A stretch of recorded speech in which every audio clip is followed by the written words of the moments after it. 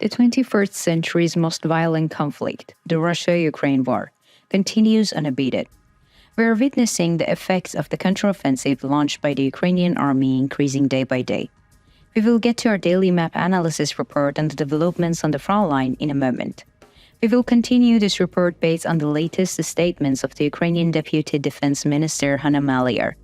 Let's start our report on the latest developments on the behind and the front line.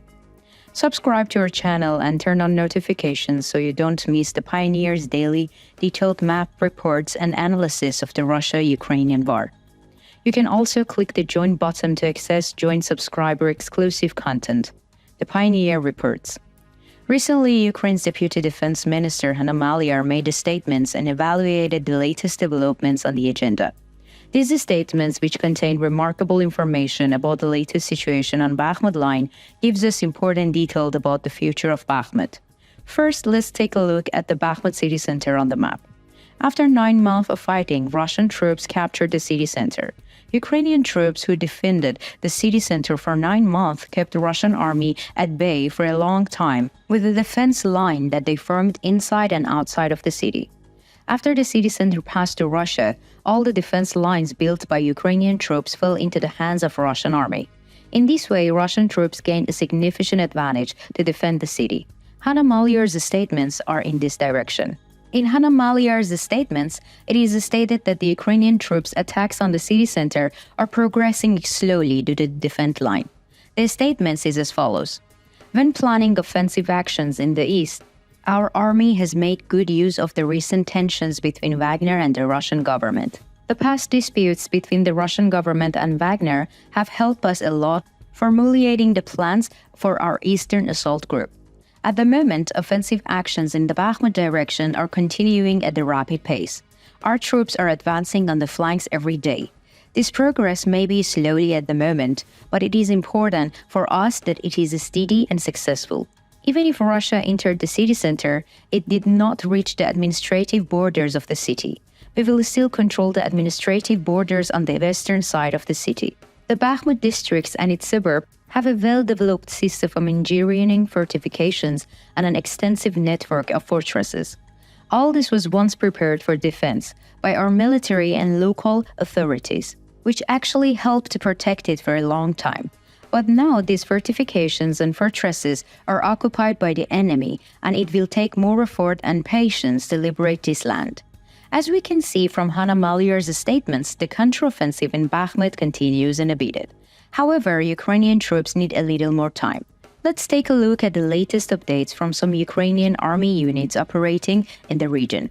The 24th Air Battalion is playing a very important role in the siege of Bakhmut. According to the latest statements made by the battalion on the social media accounts, the battalion has made a progress of about 1 kilometer in the direction of Bakhmut city center. Maliar's statements emphasize the wings of the siege of Bakhmut. We have shared the flanks strategy of the Bakhmut siege with you in our previous reports. According to the latest reports, Ukrainian artillery units are carrying out a very violent attack, especially on the northern line. When we look at north of Bakhmut, 2 important points draw our attention. Yahidny and Bakhivka points have been under intense pressure from the Ukrainian army for a long time. According to local sources, the Russian positions in Bakhivka have been under heavy artillery fire in recent days. The disintegration of Russian positions in Bakhivka and Yahidny will be important steps towards liberation of Bakhmut city center. In addition, southern front line in the direction of Ivanitsky and Klishchivka is just as important as northern front line. In recent days, Ukraine's Air Assault Brigade reported advancing about kilometers into a strip of forest near Bakhmut. Presumably, this is one of the forest strips northwest of Klishchivka, south of Bakhmut. We know that troops from the Air Battalion, which we mentioned earlier, are deployed in this area. In the coming days, we may witness more areas in this region being liberated from Russian occupation. In this case, it would be possible to talk about a new chapter in the war. Now let's turn our attention to the Baria Frontline. The clashes that have increased in recent days continue unabated. We can say that especially the land clashes between the two armies are quite intense. The Russian army has abandoned the strategy of defending the entire front line at many points. According to reports from local sources, the Russian army has taken an area defense position. According to the latest reports, the Ukrainian army has most likely secured its positions around Makarivka. Under these circumstances, we can assume that the Ukrainian troops will advance in the direction of Starmayovsky. If Starmayovsky fall under the control of the Ukrainian army, the next target will be Volodny. Most of the troops on this front line are part of the Russia's 394th Motorized Unit stationed in Volodny. Therefore, the elimination of the Russian troops here means that the Ukrainian army will gain a significant advantage on the Zaporizhia front line. In our previous reports, we have shared with you a period in which the Ukrainian army has been carrying out heavy offensive, especially behind the front line. It is noteworthy that the Ukrainian army has not experienced any decline in its performance despite the fact that it has been carrying out attacks for such a long period of time. As you know, in these attacks, Ukrainian troops have been targeting Russian camps, ammunition depots, and air bases located around the Mariupol and Berdyansk. The ports of Berdyansk and Mariupol were also among the targets of the Ukrainian troops. One of the important factors in the Ukrainian army's success in these targets was the British-made Storm Shadow missiles. Thanks to their long range and effective power, the Ukrainian army dealt heavy blows to the Russian army with these missiles. Storm Shadow missiles have become a nightmare for the Russian army. According to the latest reports from local sources, artillery units of the Ukrainian army have increased their attacks on the Berdyansk in recent days.